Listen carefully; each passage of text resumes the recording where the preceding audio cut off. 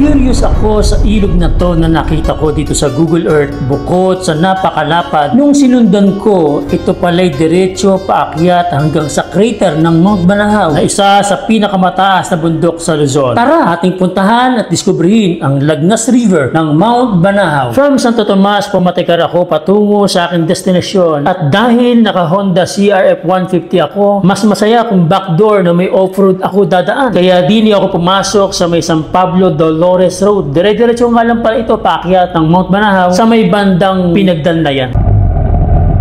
Kung nakikita mo ang sementadong daang ere, huwag kang matuwa dahil sabi nga nila walang forever.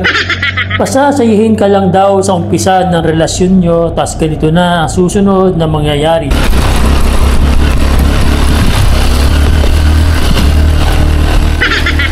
Matagal-tagal lang pa yata ito, tigil na ang construction eh.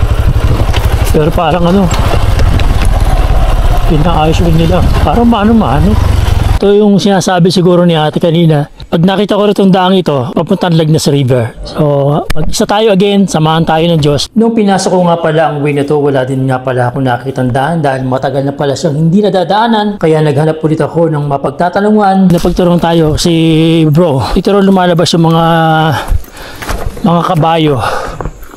Galing doon sa taas. So, hindi talaga kaya ng motor kahit kabayo, hindi kaya sa may part na ito.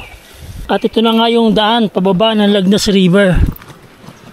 So dito ka dadaan sa may batong ito. At sana wag tayo malaglag. Let's go po. Ako, wala palang tubig. Lagnas River. Walang tubig. May naririnig akong agos ng tubig sa may banda ron. Tingnan natin. Tingnan natin. Mukhang nandun lang maraming tubig. Ayan na yung tubig. At kung nakikita nyo ang tubig, hindi siya malinaw. Malabo. Madumi. Oh. Susumpo ha. So yan ang kapatagan oh. Nasa baba tayo, yun ang kapatagan.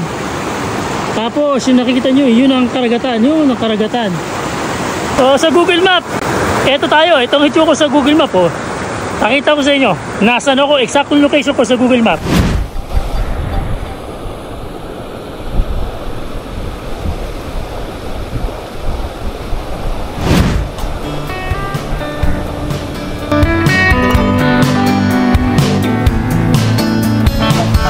I was young and growing up, my brother was my best friend, always standing side by side.